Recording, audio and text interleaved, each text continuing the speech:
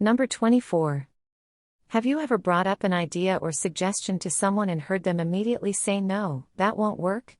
You may have thought, he or she didn't even give it a chance. How do they know it won't work? When you are right about something, you close off the possibility of another viewpoint or opportunity. Being right about something means that it is the way it is, period. You may be correct.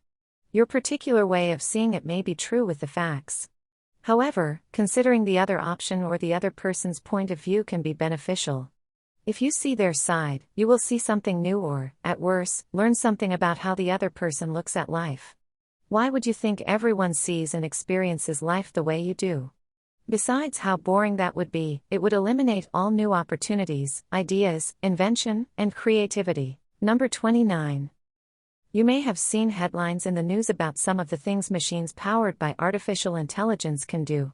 However, if you were to consider all the tasks that AI-powered machines could actually perform, it would be quite mind-blowing. One of the key features of artificial intelligence is that it enables machines to learn new things, rather than requiring programming specific to new tasks.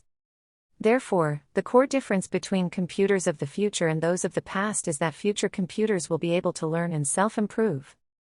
In the near future, smart virtual assistants will know more about you than your closest friends and family members do.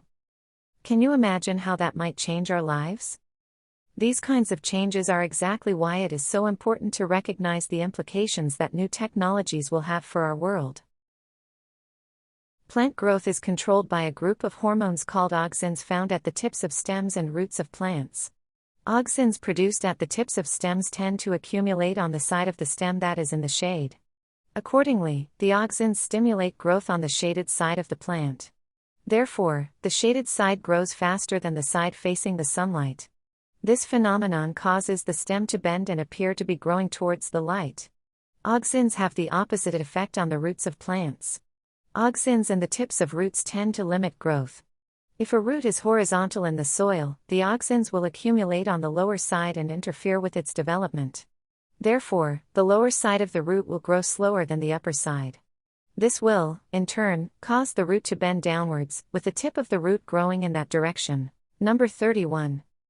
To demonstrate how best to defeat the habit of delaying, Dan Ariely, a professor of psychology and behavioral economics, performed an experiment on students in 3 of his classes at MIT. He assigned all classes 3 reports over the course of the semester. The first class had to choose 3 due dates for themselves, up to and including the last day of class. The second had no deadlines, all 3 papers just had to be submitted by the last day of class. In his third class, he gave students 3 set deadlines over the course of the semester. At the end of the semester, he found that students with set deadlines received the best grades, the students with no deadlines had the worst, and those who could choose their own deadlines fell somewhere in the middle. Ariely concludes that restricting freedom, whether by the professor or by students who recognize their own tendencies to delay things, improves self-control and performance. Number 32. The best way in which innovation changes our lives is by enabling people to work for each other. The main theme of human history is that we become steadily more specialized in what we produce, and steadily more diversified in what we consume. We move away from unstable self-sufficiency to safer mutual interdependence. By concentrating on serving other people's needs for 40 hours a week, which we call a job, you can spend the other 72 hours, not counting 56 hours in bed, relying on the services provided to you by other people.